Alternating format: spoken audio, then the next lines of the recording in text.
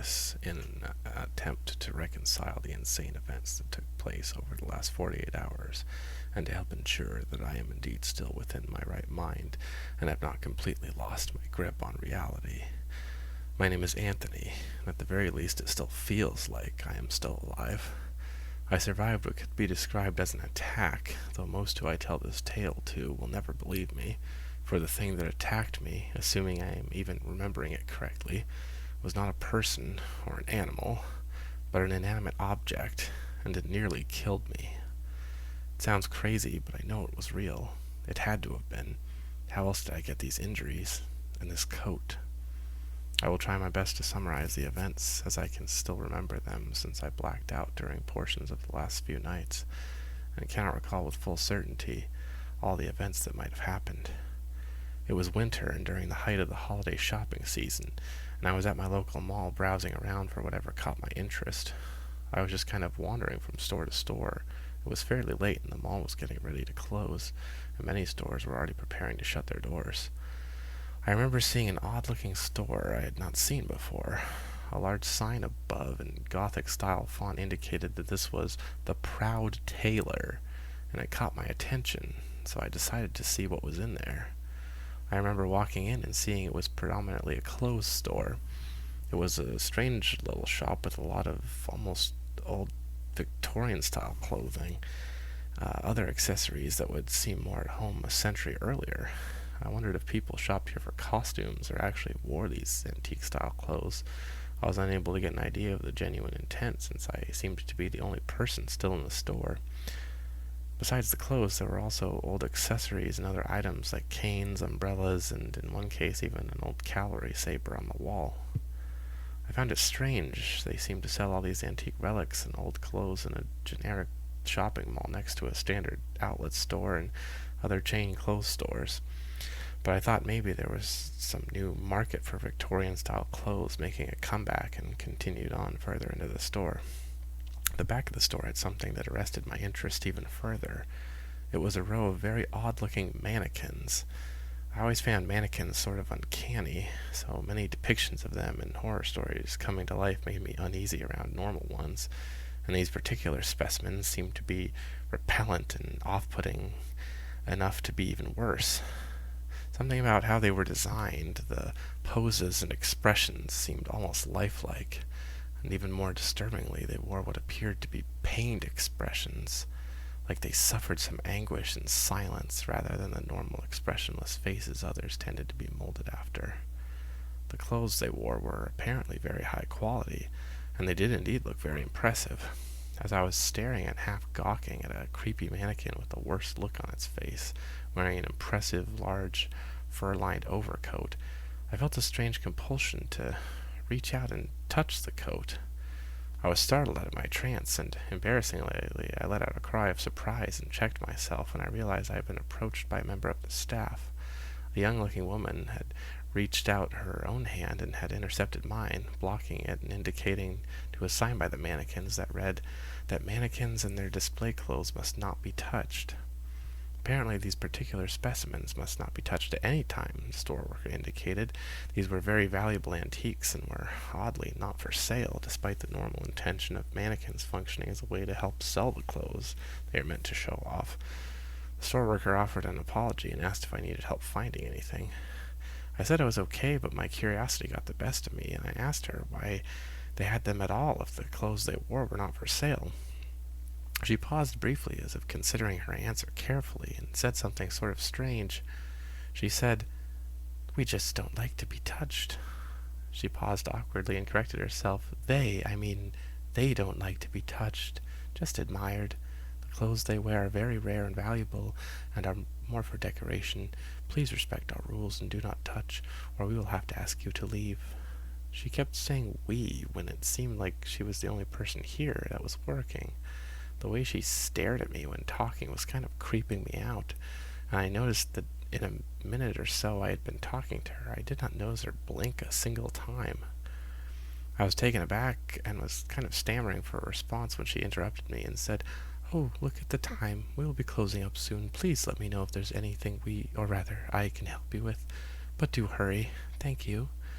She smiled and turned around, rearranging and fussing over a rack of dusty dresses. I politely acknowledged and thanked her for letting me know as she walked away, though I am not sure she heard me, or almost seemed to be ignoring me now. I was about to turn around and walk out of the store, but I looked at the back wall and regarded the creepy mannequins one last time. Then as I turned to leave, I heard the strangest thing that stopped me from departing. I heard what sounded like someone saying my name. It sounded like someone was calling me from the back room of the store near where the line of mannequins was.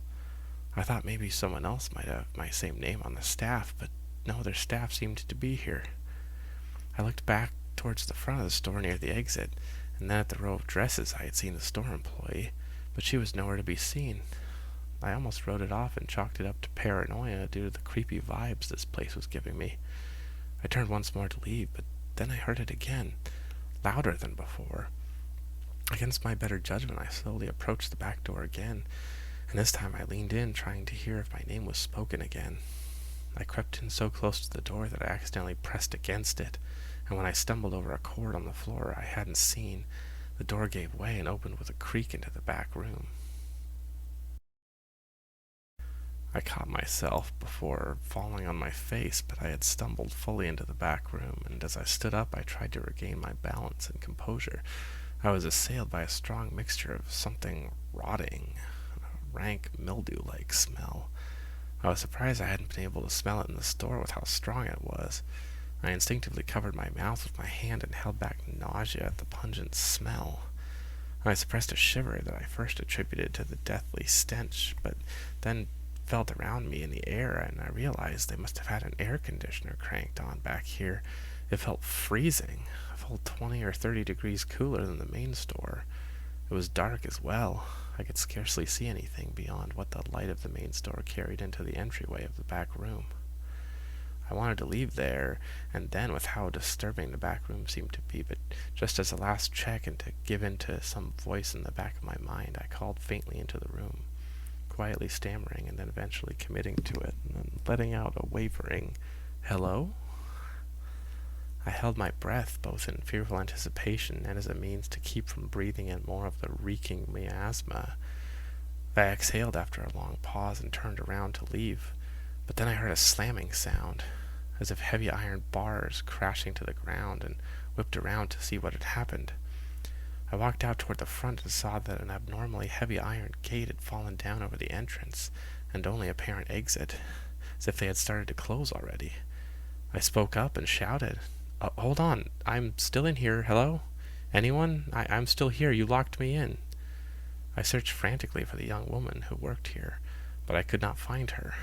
I walked back again to the disturbing back room and thought maybe she had gone back there without me seeing her somehow. The back wall of mannequins had caught the corner of my eye, and I thought I counted one too many compared to how many were there before.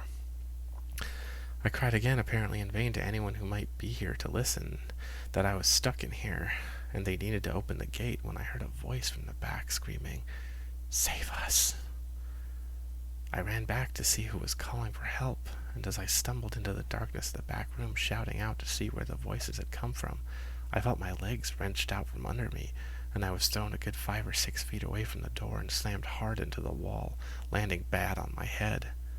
And that was the first time that night I had blacked out. I woke up with a gasp for air that was immediately greeted with an intake of rank, icy air. I realized I was still in the back room. It was almost completely pitch black where I fell, and I rose shakily to my feet, clutching my head, my vision still blurry, and worried I might have a concussion. I did not know what the hell happened. I remembered hearing cries for help and running in, only to be launched and slammed into what was apparently an old ornate curio cabinet that was built surprisingly solidly, since there was no damage on it despite the damage it had inflicted on me crashing into it. My mind was racing now as lucidity ebbed back into my scattered and hopefully not damaged mind. I remembered the gate and the cries for help and knew that I must be locked in still. I didn't know how long it had been, and I looked at my phone and saw that it was 1:45 a.m. Definitely still closed, I thought. My phone was close to dead, but it was the only light source I had back here, so I turned on my flashlight and hoped it would at least get me out of here to the front where hopefully even closed, the store would have some small lights remaining on. It was deathly silent in the store. No more voices or no buzzing lights and no sounds at all. I stumbled my way back out to the main floor and was happy to see that some dim lights did remain on in the store.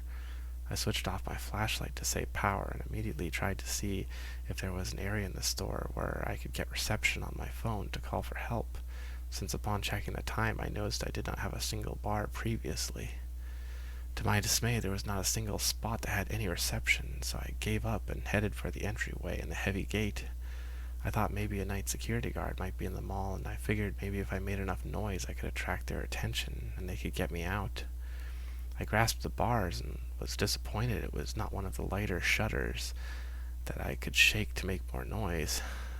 As it was, they were shockingly sturdy and did not move at all when shaken, so I decided to strike the bars with my hands to hope it would ring out, but the sound was fairly dull and muffled.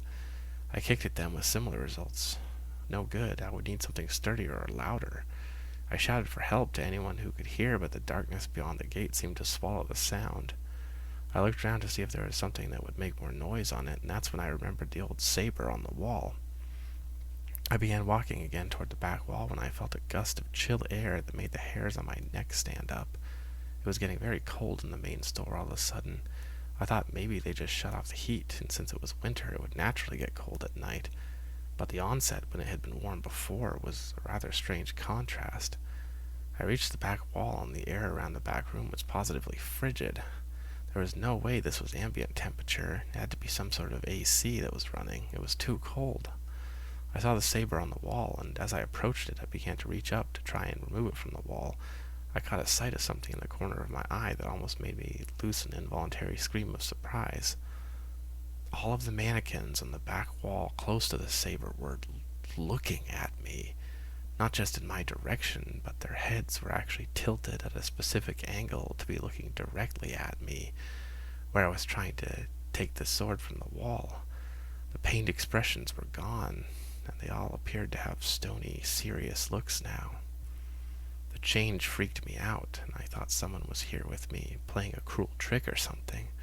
I was emboldened by my frustration at the thought, and mostly to not give in to the mounting fear the situation had caused, I called out, "Is someone there?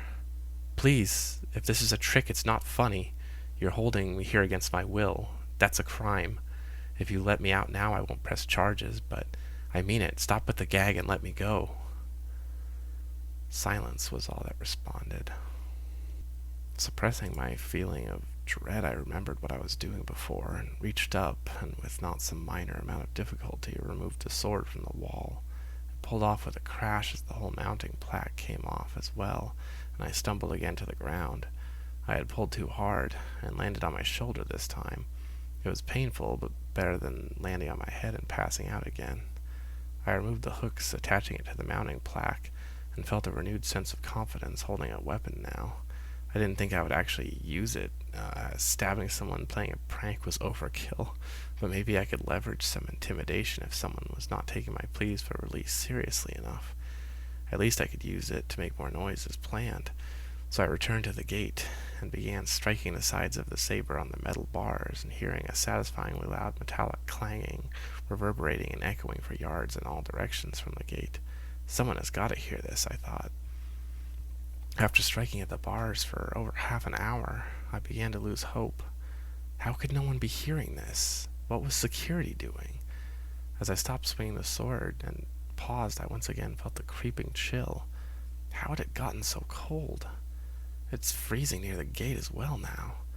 As I was considering what to do next, I heard a rattling and clicking sound coming from the back room, and then another gust of freezing air struck me. Over the next few minutes of sitting there shivering, I started to worry I might get hypothermia. It kept getting colder somehow, and felt colder in here than it ever did outside at night in winter. I looked around for something to cover myself in.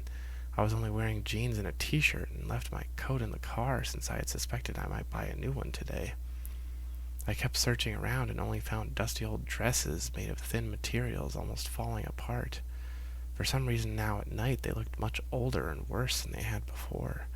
I was starting to get worried again, and I had a desperate idea come to mind.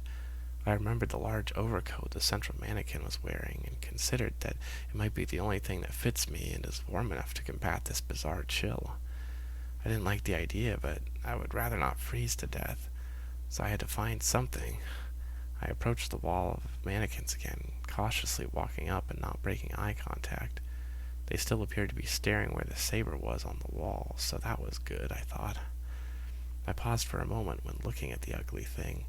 It looked worse in the dim light than before. Its face still a distorted rictus, while it looked to have seams at all the angled joints that were fraying and displaying what appeared to be strange metal gears underneath, and something on top that looked disturbingly like a type of synthetic skin, instead of the standard plaster or plastic they were traditionally made out of. I suppressed a shudder of both anxiety and as I had the weird sign again and recalled what the woman had said, and of the lowering temperature. I pushed past it and reached out to grab the collar of the coat and slipped it off the arms of the creepy mannequin, trying to do it with as little contact as possible with the disturbing thing. I managed to slip the coat off the mannequin with no issue and stepped down off the step, quickly put the fine coat on. It was very fine quality, a little musty but very nice, and it was warm, thank God, very warm. In fact, it felt like it was not just the material keeping the cold out, but it felt warm like an actual warm-blooded person had been wearing it.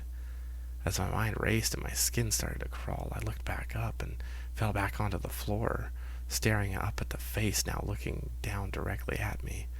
The mannequin's former serious face had changed into a grimace of anger, and its eyes were staring down directly at me.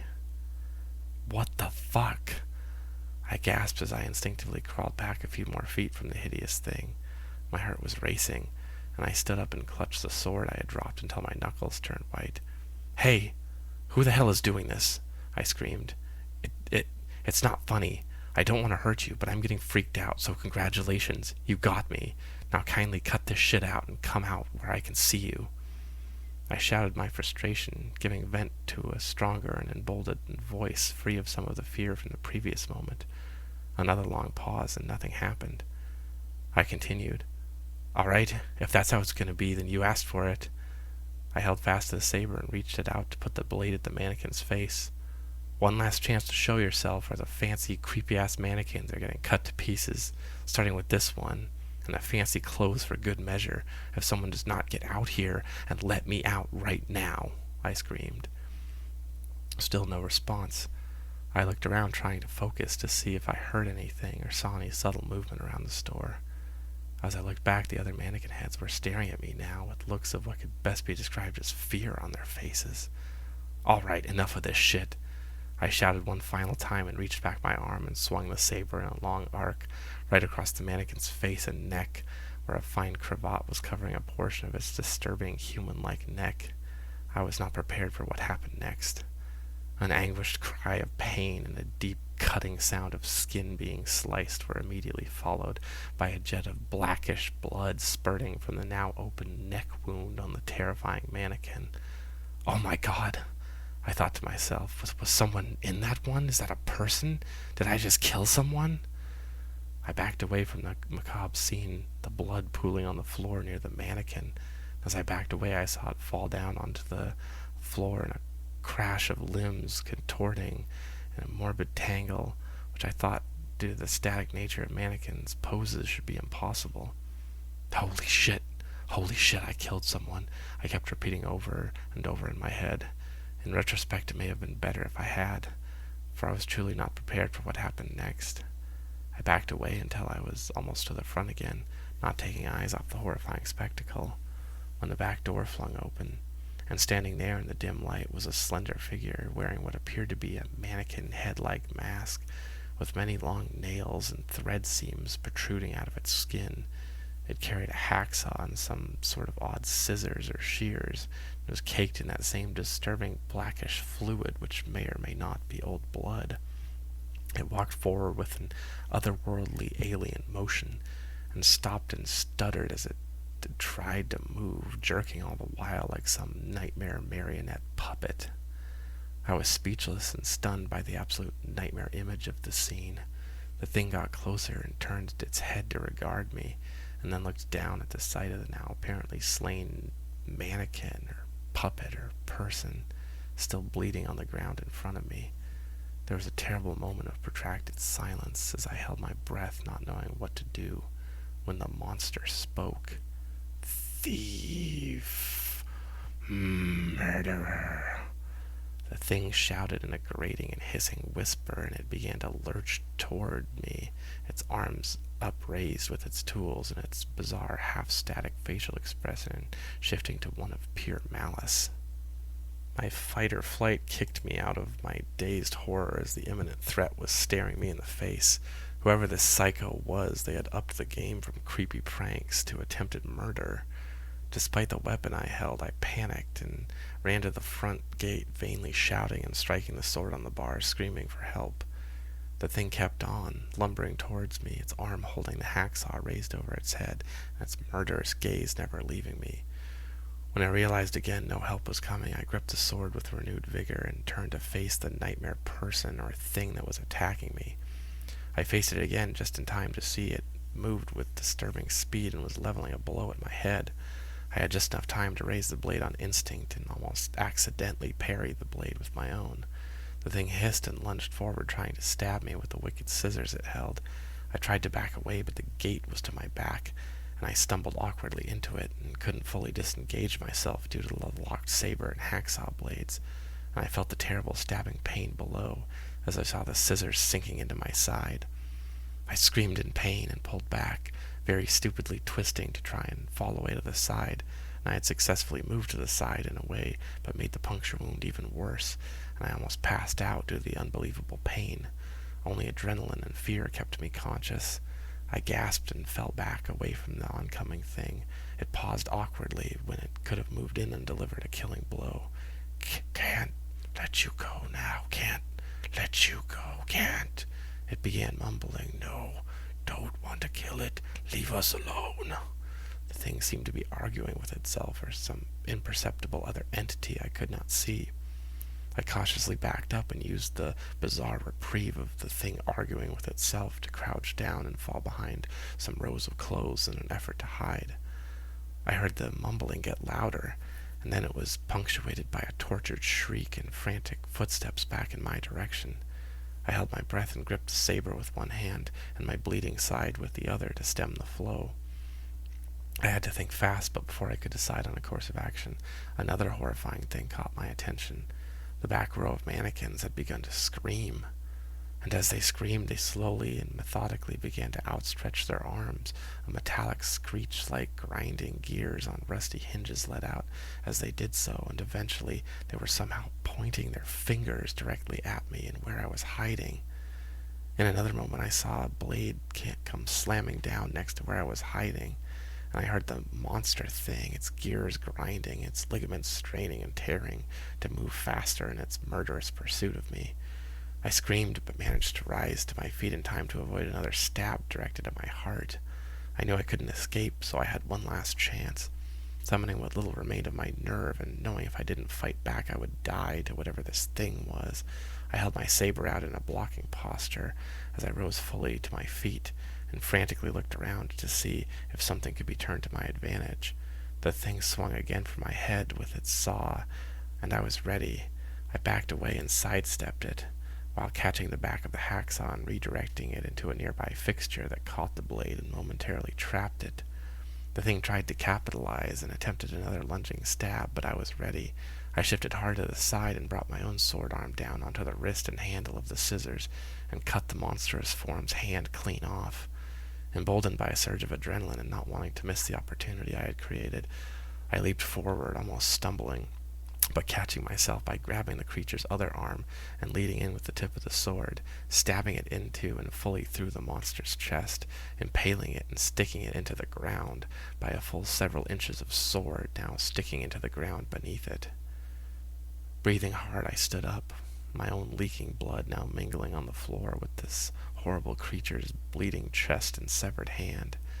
It was indeed pinned and struggled uselessly, but did in fact seem to be slowing down in its struggles and hopefully dying, I thought to myself.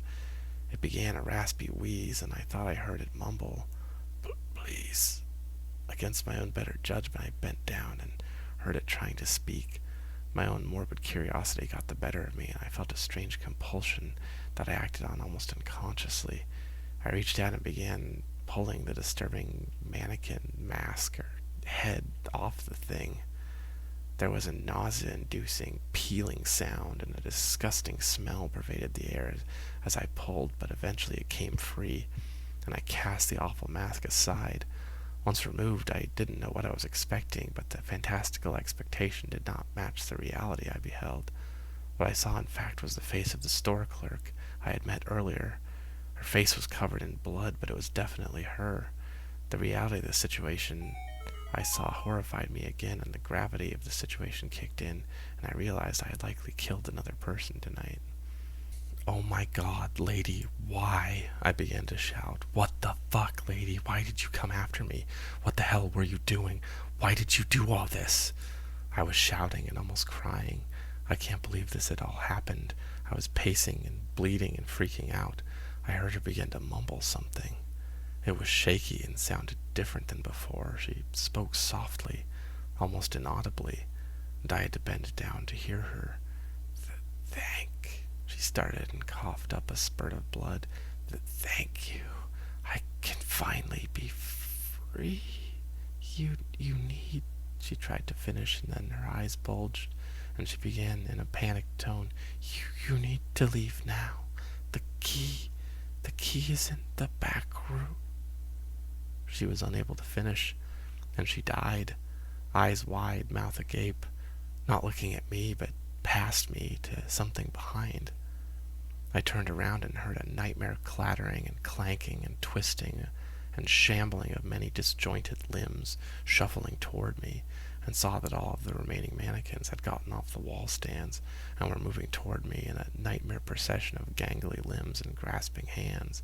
All the faces now had shifted to wide, full grins, with blazing eyes hungry with intent, and the effect was so terrifying I nearly went mad. Then the horde of bodies spoke in a stuttering, buzzing sound that began quietly and got louder as they moved in closer and closer. "Join us! Join us!" My momentary sanity regained from before, when I thought my danger was a human source, had fully snapped now. I remember pausing briefly and rubbing my eyes as if to check that I was truly seeing what I was seeing, and even now I doubt I truly did. Then my stupor broke, and I screamed and turned and ran as fast as I could, my tired body struggling to respond and still losing blood fast. I willed myself faster than I ever moved before, and rushed into the back room and slammed the door closed, and groped around for the cabinet I slammed into before, pushed it slowly and painfully into the door, blocking it, and praying the things would not be strong enough to dislodge it. There was a brief quiet, and then the door and cabinet began heaving as a crashing sound resounded outside. I knew I didn't have much time, so I brought my cell phone back out and turned on the flashlight. It struggled to cut through the gloom, but I had to look fast. I went further into the back room than before, and that awful smell intensified until I saw what looked like another door leading to some sort of office or vestibule. I pushed on and almost retched at the foul smell that seeped out when I threw the door open, and then I saw it. Human skin, viscera, and other body parts splayed out on tables and shelves, along with fine gears and sewing threads and plaster molds of arms, faces, legs, and torsos. Savage, rusty tools of the surgical variety, and also of the blacksmith and tailor, lay around the canopy of human and mechanical detritus. Blood and a strange oily black substance stained the walls, tables, and in some cases even the low ceiling in the place. The horror and revulsion of the sight almost made me pass out again. There were bodies in various states of transfiguration, as if this place had to be some sort of hellish flesh tailor that was creating these abominations, the same creatures that were even now trying to break the door in on the other side, down, and likely do the same to me. I frantically looked around the nightmare operating room and saw the glint of something that I hoped might be the key to the gate. It was on a small corkboard near where a gruesome sight lay splayed out on the table nearest to it. The table had what appeared to have a head lying on it, With closer inspection I saw it had a human spinal column protruding out of a blank, expressionless mannequin head. I suppressed a shudder and moved faster as the bashing of the backroom door intensified. I reached past the table and up on the wall, and did indeed find a strange-looking ornate key, which I hoped to God was the key to the gate out of here. But then I felt a horrible realization. I had the key, but how would I get back out to the front of the store when those things were out there attacking it from that side and trying to get in here? I would have to go through them to get out, I thought hopelessly. Then I heard a thunderous crash, and knew they had toppled the large cabinet. Then a splintering sound followed, and I knew the door was breached. I panicked. There was no way out, I thought. I heard the droning voices again, and the shambling, clattering sound of metal and bone and sinew grinding together in a nightmare parody of human movement and sound. In my blind desperation, I shut the inner door, but nothing was available to barricade it. I knew I was going to die, but then I saw something and almost laughed in my panicked hysteria, something I wished I had seen before.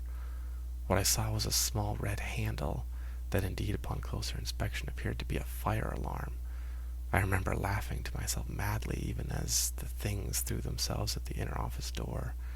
I reached out and grasped the handle just as they began breaking the door apart, and the shrill fire alarm blared into life, pealing its thunderous warning. Someone had to come now, I said out loud to myself, looking down at the deep red stain of blood on my undershirt. I took one step to try to move, and fell forward on my face, my comfortable new coat falling around me like a blanket as I passed out of consciousness again. I woke up about 12 hours later in the hospital, and I was told I was raving and screaming about mannequins and lashing out to the point where I had to be sedated while my stab wound was treated. Apparently I had been found by a mall security guard in the morning on the ground near the technical corridors leading to the store's back rooms. The man was shocked I had not bled to death with how bad my wound was, but he called an ambulance and I made it to the ER where I was stabilized. When I did regain consciousness, I was questioned by the police about what actually happened. I told them the more believable portion of the story. I told them about the woman, the worker at the Proud Tailor, and how she had stabbed me and I was forced to defend myself. And then I blacked out after losing too much blood and had pulled the fire alarm just before to try to get help since I was stuck in the store. The two officers looked confused again and traded a few words with each other in a whisper, and then asked again if I was sure that was what had happened. I was worried they might think I murdered someone or that I was lying, but that was not what they took issue with. The sergeant in charge of the investigation was puzzled because, as he said, "There is no store called the Proud Tailor in the mall you were found in." He continued, saying, "There does not appear to be any record of any business licensed under that name in the state." I was reeling, and I stammered out, That can't be true. That can't be true. I know that's where I was. I was stuck there all night." I almost started screaming about the mannequins, the body parts, the possible mass murderer who operated that shop, but checked myself and felt that they already probably thought I was some sort of drug addict or madman who they found covered in blood alone in the mall after doing God knows what. I thought if I continued on about this I might be arrested, so I fell back into my bed and told them I felt I was going to throw up. They left after taking my statement, but I knew they would likely be contacting me again. I would have to stay here for a few days recovering, but I asked for a small journal so I could write down some of what I remembered, but in truth to help examine some of my confused thoughts and record this message I am writing now. I feel like it's the only safe way to write down the full record of what happened, and as I write I began wondering if it was all just a terrible dream. But when I asked for my cell phone and personal effects, I was told my phone and wallet were missing. All that I was found with was the clothes on my back, which apparently also included a long, elaborate overcoat with fur trim. My stomach dropped when I saw the coat, and I thought I might pass out again. I knew then that I hadn't been dreaming, as the reality of the situation struck me like another blow to the head. I had an idea. I looked down at the collar on the coat to see if maybe there was some sort of store name on the tag to indicate the real existence of this phantom store I had been trapped in. I thought maybe then, with the tag as proof it existed, someone might believe my story. Instead, I saw a message that will haunt me forever, one which will ensure I never sleep soundly again, even if I were to burn the coat and never go outside again. The tag had no store name, no price point or barcode. Hell, no washing instructions. No, all I had was a small message written crudely in black ink. Or was it something else? All that was written on it was simply the phrase, "We will see you soon."